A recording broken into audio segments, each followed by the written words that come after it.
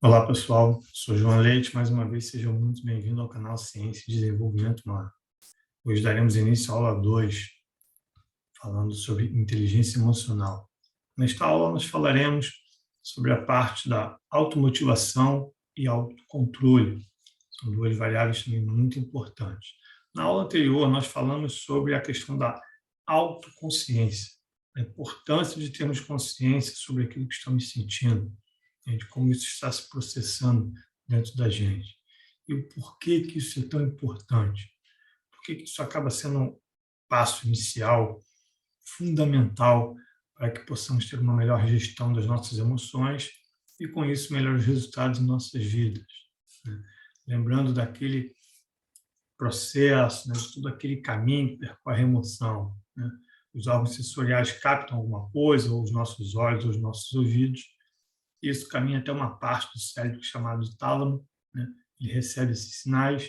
A partir dali, o sinal cria uma bifurcação.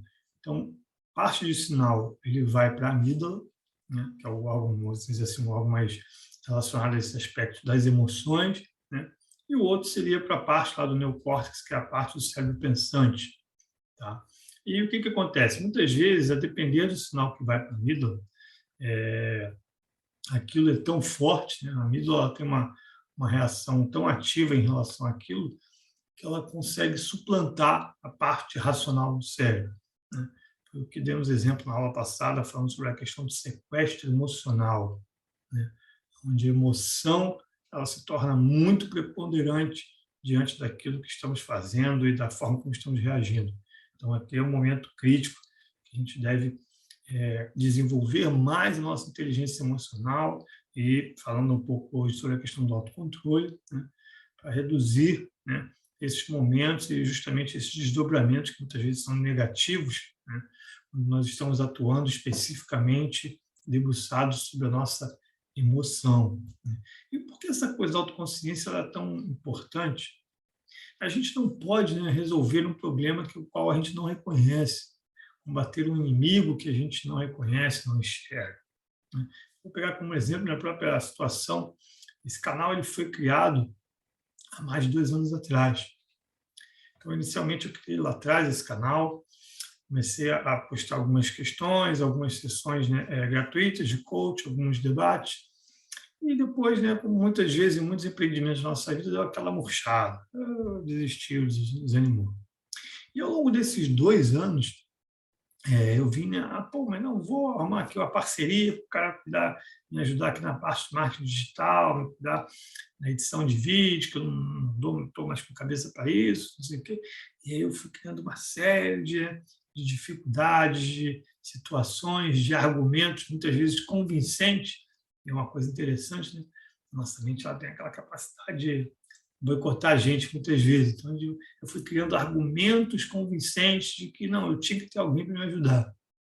E, no final das contas, em uma das minhas meditações, eu verifiquei que lá no fundo a questão era o medo que estava fazendo com que eu não desse esse passo à frente, botasse minha cara lá, não, vamos fazer esse negócio aqui com o que tem hoje. Lembra lá na nossa série Fato ou Fake, falando sobre a questão do perfeito ou melhor possível? Exatamente, temos que colocar as nossas ferramentas em prática na nossa vida. Eu sempre falo para vocês, a gente tem que praticar. Óbvio que isso não vai exigir de nós uma perfeição, e a todo momento nós vamos acertar, como estou dando exemplo da minha vida. Mas a partir do momento que eu me tornei autoconsciente de que o que estava me impedindo era o meu medo, aí sim eu pude estabelecer uma estratégia de desafiar, e aí o canal está andando. Toda quinta-feira, conteúdo novo, curso completo de psicologia positiva, vários vídeos desmistificando muitas coisas em relação à ciência, felicidade, bem-estar. E hoje estamos dando prosseguimento com essa aula, já falando sobre inteligência emocional. Então, eis a importância da questão da autoconsciência. Nós não podemos superar algo que não conhecemos e não reconhecemos.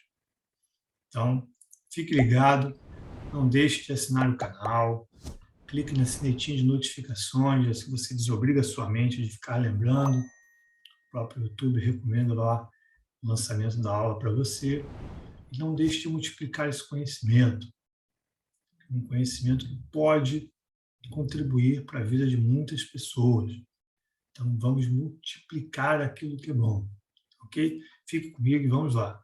Então, é isso aí, pessoal. Vamos começar essa aula de hoje falando um pouco sobre automotivação. E aí, a primeira coisa que que eu quero destacar é que muitas vezes pessoal, motivação, automotivação, e aí, o que é um, o que é o outro? A motivação é aquilo que vem de fora. Lembra que muitas vezes o pessoal, na época de fim de ano, tem muito disso, né? O pessoal, as empresas acabam contratando palestras motivacionais. Então, um estímulo externo para dar uma carga de ânimo, de energia, de entusiasmo nas pessoas. Então, a motivação é tudo aquilo que vem de fora para dentro do indivíduo, né? Muitas vezes ele também pode ser estimulado através de recompensa ou uma punição, né? Às vezes é o chefe que chega lá e fala, cara, se você não conseguir concluir esse negócio aí, você vai ficar depois da hora, você vai trabalhar no final de semana, você vai ser mandado embora. E muitas vezes, em algumas situações, os pais fazem isso com os filhos, né? Olha, se você não levar isso lá na pia, lá, deixar isso aí sujo, você vai ficar sem ver o seu desenho. Então, é aquilo que é utilizado de maneira externa para entusiasmar a pessoa ou motivá-la a alguma ação, né? É um meio utilizado para um fim específico.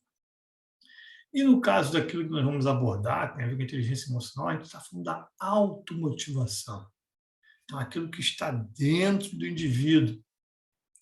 De alguma forma, alguns indivíduos, né, têm essa capacidade de utilizar aquilo que tem de informação e transformar aquilo como um motivador para si, então, um fim em si mesmo. Então, o próprio indivíduo gerando esse conteúdo. E aí, o que acontece? A automotivação, né, é fazer o quê? É pegar justamente as emoções que estão, né, presentes em nossa vida, em um determinado momento, para utilizá-las de uma forma a atingir uma meta, a concretizar algo, né? Isso acaba sendo muito importante para centrarmos a nossa atenção, né? E a questão do controle e criatividade. Então, o que pode, às vezes, motivar a pessoa? Vou pegar, por exemplo, o exemplo que eu dei no canal. A partir do momento que eu tive autoconsciência, que era o medo, o que me motivou? O desafio. Eu não vou perder para meu medo. Então, aquilo gerou a carga de energia, de motivação que eu necessitava. Um desafio, né? Sou muito movido por esse aspecto dos desafios. Então, você precisa encontrar aquilo que motiva você. Ter um propósito, algo que tem um significado, ajudar alguém, superar uma dificuldade, conseguir algo que ninguém conseguiu, onde muitos falharam. Então, cada um vai ter em um momento da sua vida alguma coisa que motiva. É óbvio que todos nós necessitamos, e sempre é bem-vindo, uma motivação externa. Alguma coisa do ambiente, do cenário de alguém, uma palavra de apoio. Tudo isso é muito bom e muito positivo. Mas, por outro lado, nós também temos que trabalhar a nossa questão interna para nos automotivar, vai fazer com que a gente vá além, que a gente tome uma iniciativa, que a gente se movimente. Então, vamos trabalhar isso.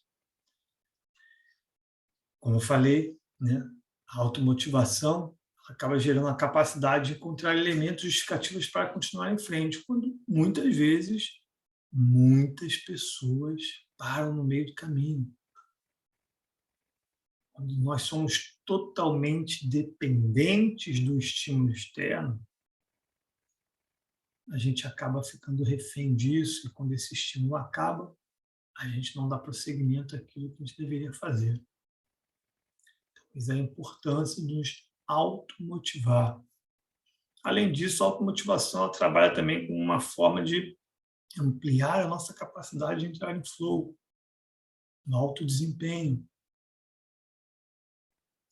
Lembra que lá, quando a gente falou sobre a aula de flow, falando sobre engajamento, temos que o flow era uma atividade autotélica. Mas já vem você de novo, que isso não é difícil, é autotélico mesmo. É uma atividade que, por si só, né, já tem o seu benefício. Você não está pensando na recompensa. O executar a atividade, por si só, já é recompensatória. Então, mais uma vez, você vê que é uma questão interna. Você não está indo em busca de um estímulo externo. Para você fazer aquilo já é o suficiente. E, mais uma vez, o que tem aí? A automotivação. Algo que é inerente, interno do indivíduo. Então, essas coisas acabam se casando. Falando depois sobre automotivação, a gente vai falar sobre autocontrole. Alguns desses aspectos eu vou estar relembrando da nossa última aula do curso de Psicologia Positiva, no qual falei sobre realizações. E aí a gente vai complementar aqui com outras situações para ficar mais claro de qual a importância do autocontrole no âmbito das realizações humanas. Porque pessoas que possuem maior nível de autocontrole muitas vezes estão um passo à frente, conseguem evoluir mais. Vamos falar um pouco sobre isso, sobre o olhar da ciência. Então, o autocontrole, relembrando, né, é lidar com seus sentimentos de forma apropriada. Não quer dizer que a gente, de vez em quando, não vai, né, ficar chateado, falar aquela meia dúzia de palavrão, né, tomar uma cervejinha a mais. Isso faz parte. Ninguém está imune às intempéries do mundo. Para cada situação, né, em termos de profundidade, complexidade, gravidade, a gente vai ter um tipo de reação. Isso é normal, nós somos seres humanos. Mas quanto mais desenvolvermos o nosso autocontrole, melhor será a nossa capacidade de lidar com esses impactos, de gerenciar isso internamente, tendo uma melhor capacidade de resolver as coisas, de agir com mais assertividade, com mais coerência. Então, ela está muito ligada, né, o autocontrole, a saber adiar a satisfação e conter a impulsividade. É o adiar a gratificação. As pessoas que têm a capacidade de falar, não vou fazer isso agora, porque lá na frente isso vai render um melhor fruto. Atuar para criar capacidade de gerenciar a ansiedade, tristeza, frustração e demais consequências do fracasso. Todos nós fracassamos, todos nós sentimos tristeza, todos nós, a depender do momento da vida, tem um grau maior ou menor de ansiedade. A questão é o que nós fazemos com isso. Quanto tempo isso nos afeta? Com que intensidade? O autocontrole nos ajuda justamente nesse aspecto. Então, a inteligência emocional ela vem como uma pedra angular para lidar com os aspectos mais tensos da vida, as adversidades. Obviamente, como nós aprendemos na aula no curso de Psicologia Positiva, foco positivo, otimismo, todos aqueles aspectos das emoções positivas, engajamento, significado, as relações, tudo isso acaba propiciando um melhor desempenho, nos blindando um pouco sobre as questões mais difíceis da vida, mas, como eu sempre disse nas aulas de psicologia positiva, elas são necessárias esses momentos mais difíceis. E a inteligência emocional vem com uma excelente ferramenta para nos guiar, nos dar um suporte para lidar da forma mais positiva possível, mais produtiva com esses eventos e dificuldades da vida. Um outro aspecto do autocontrole é evitar que as emoções boicotem a sua capacidade de exercer o seu melhor. Usar o seu talento em toda a sua plenitude. Mais uma vez, né, recomendo o vídeo, um discurso do Almirante McRaven, na Universidade de Austin, em Texas. Ele cita sobre a questão do treinamento dos SEALs, né, nos momentos mais críticos, é o mergulho noturno, no qual o SEAL ele tem que mergulhar por baixo do navio. Que ele fala que naquele momento que ele entra embaixo do navio é o momento mais tenebroso de todos, porque você não tem nenhuma iluminação externa, ele não consegue enxergar nem a própria mão. Então, ele tem que ir ali no tato para conseguir cumprir sua missão. E não fosse só isso, é um barulho ensurdecedor do motor do navio, onde muitas vezes ficam desnorteados. E aí o que ele fala? Nesse momento, o momento mais tenebroso, é o momento em que o SEAL precisa manter o equilíbrio, para que ele consiga fazer uso pleno de tudo aquilo que ele aprendeu em seu treinamento. Se ele perder o controle, muito provavelmente ele irá fracassar na missão, como nós fracassaremos em nossos objetivos, em atingir nossas metas, cumprir aquilo que nos propomos a fazer. Um outro aspecto, né, é o retornar cada vez mais rápido ao seu ponto de equilíbrio,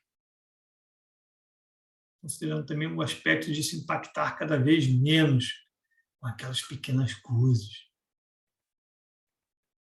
No meu caso, a meditação ela tem um papel muito importante. Aquelas pequenas coisas do dia a dia, criança em casa, aquelas questões normais da vida de todo mundo. E um dos indicadores que eu tenho que a meditação está fazendo falta, não estou meditando o quanto deveria, justamente eu começar a voltar a me incomodar com aquelas pequenas coisas, brinquedo fora do lugar, não sei o quê. A meditação me ajuda a trazer um pouco mais de equilíbrio, a me tornar mais resistente, me dar um pouco mais de energia para exercer melhor meu autocontrole. E aí fazer com que eu me incomode menos com as pequenas coisas, guardando energia para lidar com as coisas mais críticas e mais importantes. Lembrando mais uma vez, o Salovey e o John Mayer, eles estabeleceram um processo, né, algumas etapas, para nos ajudar um pouco nesse aspecto de refletir sobre algumas situações, o que nos ajuda a gerar um pouco mais de autocontrole. Né? Que eles criaram lá, segundo consta na obra do Daniel Goleman, Inteligência Emocional, o método SOX. Então, a situação, qual é a situação que você está vivendo, como ela faz você se sentir, o que está acontecendo, como você está se sentindo. O O de opções, o que eu posso fazer? Quais são as opções à minha frente? Depois, o C, consequências. Quais podem ser as consequências dessa situação? Quais são as consequências das ações que eu estou imaginando? Se no caminho 1, que tipo de consequência eu posso ter? E no caminho 2, que tipo de consequência eu posso ter? A partir daí, você terá um melhor cenário, um melhor mapa, um melhor quadro para definir. E aí sim entra o S, que é a solução. Dado você ter todo esse quadro, você obviamente vai ter uma melhor capacidade de optar, de escolher qual a melhor solução você vai executar. Talvez a questão é óbvio que no dia a dia você não vai fazer, como é que eu vou parar aqui, aguenta aí a moral, só a situação. Não. Mas em determinados momentos você lembrar de exercitar isso. Porque a partir do momento que você começa a exercitar um pouquinho mais, você vai perceber que isso é internalizado pela mente. E acaba que depois a gente automaticamente vai refletindo. Não, calma aí, esse negócio aqui, estou me sentindo assim, mas eu não posso aqui agir na minha emoção. Posso fazer isso aqui, posso pesquisar um pouco mais, posso perguntar para a pessoa se é isso mesmo que está acontecendo.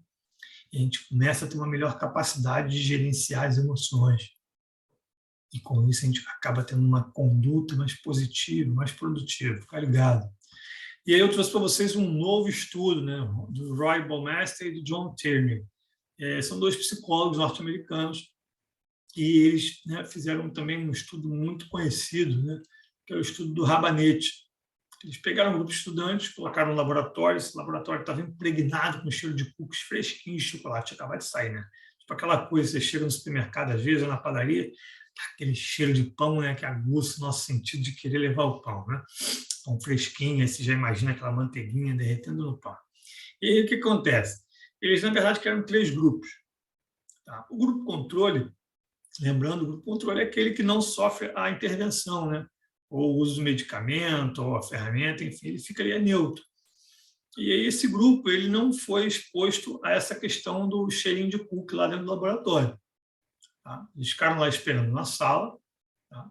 A parte, enquanto o pessoal que estava sendo, né, testado, né, eles, dentro da sala com cheiro de cookie, ainda tinha uns pedaços de chocolate também, a parte da tigela. Então, um grupo ficou, olha, vocês podem comer os cookies quando quiser, os chocolates também. Esse outro grupo aqui, né, que foi o grupo que se lascou, ó, vocês não podem comer aquilo lá, vocês só podem comer o rabanete. E esse pessoal todo, né, estava em jejum. Todos os 3 grupos foram para o laboratório para fazer o teste, estando em jejum. Tá? Vamos lembrar, um não foi exposto a nada, um foi exposto, né, ao cheiro de cookie, eles podiam comer o cookie e chocolates, e o outro foi exposto ao cheiro de cookie, mas só podia comer o rabanete. Beleza? O que aconteceu? Depois eles foram encaminhados para uma outra sala, tá? Para montar um quebra-cabeças, que na verdade é um quebra-cabeças insolúvel, não tinha solução. Qual era o objetivo do pesquisador? Verificar o quanto tempo essas pessoas, né, perseveravam ali tentando resolver o problema. Então, o grupo que pôde comer os chocolates e os cookies, né, bem como o grupo que não teve nada oferecido para comer, lembra do controle? Exatamente. Eles duraram, em média, 20 minutos tentando solucionar o quebra-cabeça. Beleza? Então, o grupo que foi exposto ao chocolate e ao cookie comeu, e o que não foi exposto a nada, duraram, em média, 20 minutos. Beleza? E o grupo, né, para aqueles que foi exposto aos cookies, mas só pôde comer os rabanetes, durou apenas 8 minutos tentando resolver o quebra-cabeça. O que está por trás disso? Esse esforço de resistir ao cookie e ao chocolate, tendo ali aquele negócio, cheirinho, né, a gente não pode comer, é um rabanete, tem um chocolate ali, né? Deixou o grupo com menos energia para resolver o quebra-cabeça. Então, o que acontece? A baixa de energia, ela afeta o nosso autocontrole. Então, olha que importante essa descoberta. O mesmo aconteceu com outros experimentos similares, em que estudantes foram solicitados a analisarem algo e tomar decisões. Então, apesar de ter tido uma pequena mudança, né, onde você tinha que resistir a algo, ao impulso de comer, né, esse era um outro, que o dispêndio de energia foi dado através da análise e da tomada de decisão, que eles descobriram que também, que eles chamam de depressão, que eles chamam de depressão do ego, né? A psicologia chama de depressão do ego. Isso é um outro elemento que gera uma depressão do ego, que enfraquece a pessoa em termos energéticos e a deixa mais debilitada para exercer um autocontrole em situações futuras. Isso que às vezes a gente, né, aquela sabedoria popular, fala, pô, já está cansado no final do dia, pô, não vai debater isso com a mulher ou com o marido, deixa para conversar isso depois, esfria a cabeça, descansa. Então, está aí a base científica para essas questões. Interessante que tem um terapeuta, Dom Balcon, ele é um terapeuta conjugal na Carolina do Norte. E aí é interessante porque quando saiu desse trabalho do Baumeister, ele falou, pô, eu via muitos casais sofrendo por brigas baseadas em coisas triviais do dia a dia. Ele nunca tinha entendido muito bem por quê, né? Apesar dele já ter identificado, né, que as longas horas de trabalho deixavam os cônjuges esgotados. Mas ele não estava conseguindo entender a relação do esgotamento com a questão daquelas brigas triviais. E aí foi o que ele disse, que esse trabalho do Baumeister veio esclarecer essa questão a ele. É o esgotamento da energia, o que ele chama de depressão do ego. Isso afeta a capacidade de autocontrole, de resistir ao impulso, de dar aquela resposta atravessada, de falar alguma coisa, de fazer algo.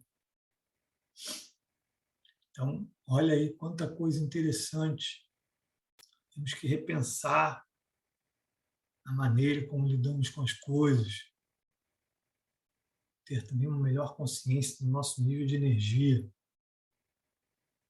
para encontrarmos aí, às vezes, uma saída estratégica para não debater algo, não tomar uma decisão, ou evitar situações e eventos que você já sabe que você já está com energia baixa, que você não vai conseguir ter um bom autocontrole, uma boa força de vontade para resistir a algo. E aí, dando seguimento, pessoal, foi feito aqui um estudo, uma análise, né, em 668 estudos relacionados ao aprendizado social e emocional. Okay? Pré-escola até o ensino médio.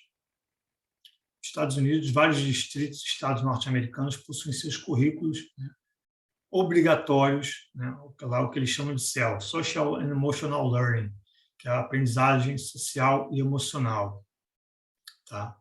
E olha que interessante, né? O que eles encontraram para as escolas que possuíam isso no currículo? 50% das crianças tinham um aumento nas suas pontuações de desempenho, 38% melhoraram suas médias, né? Aqui um bom índice de 28% de redução de ocorrências por mau comportamento, 44% de redução de suspensões, 27% de redução de outros atos disciplinares. Lá eles acompanham muito isso, a questão do ato disciplinar do aluno. E 63% demonstraram um comportamento significativamente mais positivo. Foi um estudo feito pela Ross Westberg, da Universidade de Illinois. É interessante, né, como esse aspecto na escola traz um benefício tão grande, tantos resultados positivos. E se a gente pensar que a gente vive uma vida hoje muito atribulada, essa vida moderna é complicada, a ascensão da mulher no mercado de trabalho, né, faz com que o homem e a mulher muitas vezes esteja ausente da criação dos filhos, pelo menos na maior parte do dia. Então, ter esse complemento na escola, uma linha trabalhando esses aspectos, contribui muito para a educação da criança, para o seu desenvolvimento psicológico, emocional, fazendo com que ela tenha melhores recursos para lidar com as questões próprias da sua idade. Então, é muito importante, muitas vezes, no momento de escolher uma escola para o seu filho, para aqueles que têm oportunidade, de avaliar como e de que forma a escola trabalha e lida com essas questões para desenvolver essas variáveis na criança. Porque isso é fundamental. Uma coisa interessante, né, que durante muito tempo nos Estados Unidos, isso se espalhou pelo mundo, se entendia que a autoestima, né, e aí se trabalhou muito a questão de desenvolver a autoestima das crianças, porque existia um entendimento que a autoestima, ela sim puxava o barco. As crianças com uma boa autoestima, consecutivamente, teriam melhores notas, melhor desempenho. E isso foi, na verdade, desmistificado, porque foi um equívoco, né? O que se identificou, na verdade, foi que as notas boas eram que puxavam a autoestima para cima. E o que se identificou foi que o aumento da autoestima ele não acompanha o aumento acadêmico nos Estados Unidos, essas análises. Esse material todo consta na obra do livro Força de Vontade, do Bom Mestre. Então, o que acontece? O aumento da autoestima sozinho, tá, ele não vai predizer um aumento, né, um melhor desempenho acadêmico. Não. Muito pelo contrário, muitos estudos eles identificaram que era o inverso. A gente inflava a autoestima da criança e a nota ia caindo. Então, tem que prestar atenção nisso. Tem algum problema com a autoestima? A autoestima agora é vilã, vamos exorcizar a autoestima. Não tem nada a ver com isso, não, tá? A autoestima ela é positiva. Por exemplo, né, a autoestima ela acaba inflando, né, o indivíduo, estimulando o indivíduo a tomar iniciativa. Então, a pessoa que tem uma autoestima mais elevada, ela acaba tendo um maior índice de iniciativa, de fazer, de ser impelida a agir. Tá? Além disso, a autoestima ela tem uma correlação positiva também com o sentimento geral de bem-estar. A pessoa tem uma boa visão de si mesma, ela acaba tendo uma melhor sensação de bem-estar. Isso auxilia a gente para lidar melhor com os imprevistos, blindar a gente um pouco mais no aspecto da depressão, né? E ter uma melhor capacidade de se recuperar de um tombo, de um fracasso. Então, não se trata de taxar a autoestima como algo negativo, não é. Desmistificar, entender que não é a manutenção da autoestima que vai gerar o melhor desempenho acadêmico ou comportamental. Vai impulsionar esses aspectos é o autocontrole. Então, vamos focar naquilo que está sendo proposto. Um dos aspectos essenciais do autocontrole, né, segundo a obra do Baumeister, é justamente a questão do monitoramento. Olha que legal. Um estudo na década de 40, feito por psicólogos orientadores, eles visitaram mais de 250 meninos em casa 2 vezes por semana. 2 vezes por mês, desculpa. E aí essas informações foram registradas e tudo mais sobre a vida da família e dos meninos. Esse estudo ele iniciou quando os meninos tinham 10 anos e mais ou menos quando eles tinham 16 anos estava sendo encerrado o estudo. E aí já passaram lá 40, 50 anos, né? Uma outra psicóloga, Joan McCord, a Joan, não é o Joan, é interessante porque o meu nome lá ele é utilizado como nome feminino, assim como Andréa, né? Aqui no Brasil é masculino e na Itália, né? Andréa aqui no Brasil é feminino e na Itália é masculino, como temos lá o nosso tenor lá, o Andrea Bocelli, certo? Então, assim, o que se identificou que ela fez essa análise de todas essas anotações? Né? O que o resultado demonstrou?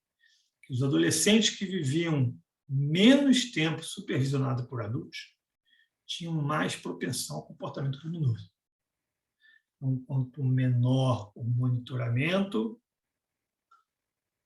mais solto a garotada ficava e metia os pés pelas mãos. Tá? E aí o interessante, né, foi que o Mitchell, mais uma vez, né, Walter Mitchell, ele começou um estudo lá em Trinidad e Tobago e que ele verificou algo que se correlaciona com isso. Né?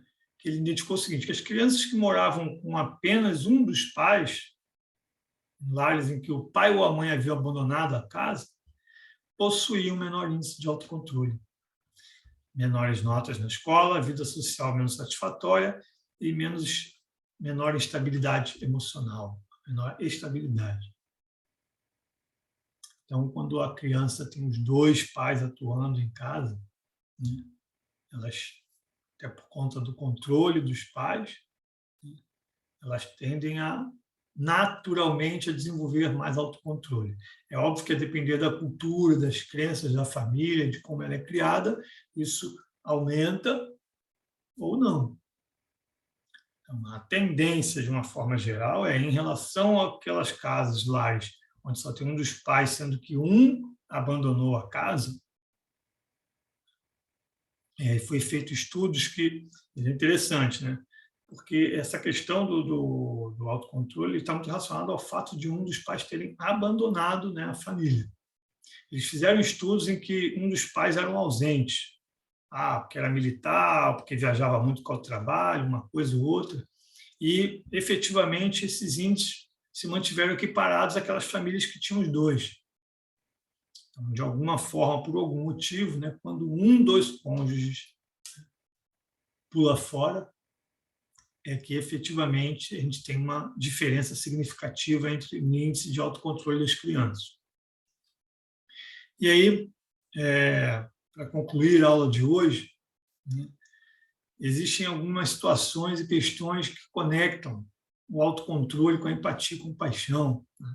Segundo aqui o Eric Greitens, que é um oficial SEAL, aqueles que sobreviveram, né, ele relata, né, que sobreviveram à Semana do Inferno, né, que lá no treinamento dos SEALs, o treinamento inicial, você tem uma semana lá, que eu acho que é a última, né, que eles chamam da Semana do Inferno. Né? O cara passa assim, tudo que você pode imaginar de ruim, né, para ver se os caras desistem ou não. E aí o que ele fala, né, aqueles que sobreviveram à Semana do Inferno em sua turma de treinamento, que ele fez, não eram os mais fortes, mais musculosos. E é interessante, né? Cerca de 3/4 dos recrutas desistem durante o treinamento inicial dos SEALs. Então, somente, né, 1/4 dos cadetes que se propõem lá a se tornar um SEAL ficam para efetivamente se tornarem, né, darem prosseguimento à sua formação. E aí que interessante, né? Segundo esse oficial, o Eric Greitens, eles tinham capacidade de se afastar da sua própria dor, de pôr de lado o medo e perguntar: como eu posso ajudar o cara que está ao meu lado? Então, aquele relato é que eles tinham mais do que coragem e força física. Eles também tinham um coração enorme para pensar nos outros. Então, uma coisa interessante, né, que ele constatou na sua vivência, de como muitas vezes essa questão de se desconectar da nossa emoção para ir em auxílio e pensar no outro, acaba fazendo, né, com que a gente exerça uma melhor capacidade de continuar indo em frente. Acaba sendo uma ferramenta útil. Às vezes a gente fica naquela remoendo, brigando internamente, eu tenho que conseguir, não sei o quê, às vezes você, né, achando que não tem mais força, está desistindo, mas o cara que está ruim, deixa eu ajudar esse cara. E quando você vai ver, você está indo embora de novo e esqueceu que você não estava conseguindo, você ia desistir. Então, vamos abrir a mente, galera. Vamos colocar esses ensinamentos em prática. Eu tento sempre que possível aqui, né, dentro das situações que eu tenho, passar isso para minhas filhas. A Gabizinha ainda não, porque ela está muito novinha, mas a Manu já faço isso em muitos dos eventos. Há um tempo atrás a gente tinha um chocolate lá, um alpino na geladeira. Eu falei, papai, quero comer isso. Não, hoje é segunda-feira, você não vai poder comer esse chocolate. Tem que esperar sexta-feira. Se você esperar, papai vai sentar com você, eu vou comer junto com você esse chocolate. Aí, todo dia ela ficava ali vendo chocolate ou contendo ali. Né? Em geral, quando eu dou chocolate para ela, geralmente eu dou 2 fileirinhas, né? É o suficiente para ela matar a vontadezinha dela. Mas como dessa vez ela esperou, eu falei para ela, olha, vocês conseguiram esperar chegar até hoje, o papai vai te dar hoje 3 fileirinhas. Aí ela ficou toda satisfeita. Então, a questão é a gente, dentro das coisas que nós temos no nosso cotidiano, colocar isso em prática, não é algo do outro mundo. Basta a gente se propor a exercitar. Ela está na fase agora que cai os dentes. Né? Então, um tempo atrás já tinha caído um dente, aí aqui eu ainda faço a brincadeira com ela, o negócio da fase do dente. Então, lá atrás, quando caiu o primeiro dente, eu falei, filha, bota aí debaixo, que de repente eu faço o dente, vou te deixar um dinheirinho aí, eu botei lá uma moedinha para ela.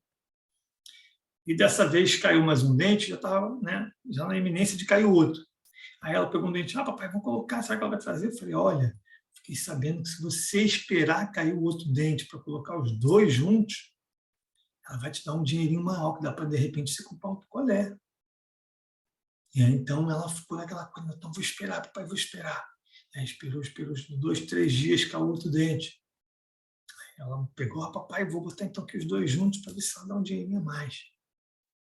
Aí eu fui lá, botei uma nota de R$ 20, ela ficou toda satisfeita, que a gente foi passear de manhã, caminhar um pouquinho no final de semana, aí ela comprou o picolé dela, comprou um picolé para mim, ficou toda boba.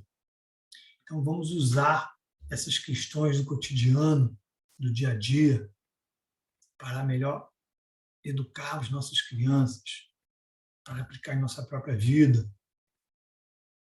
E tenho certeza de que os resultados serão muito bons na sua vida ou de qualquer outra pessoa com a qual você esteja trabalhando esses elementos. Tenho muita gratidão por você ter ficado até o final dessa aula. Não deixe de comentar algum exemplo, alguma situação que você vivenciou ou com a implementação dessas ferramentas, dessas estratégias. E não deixe de compartilhar esse vídeo com quem você deseja bem, com quem você deseja que melhore a sua inteligência emocional, os seus resultados. Um grande abraço e fique com Deus.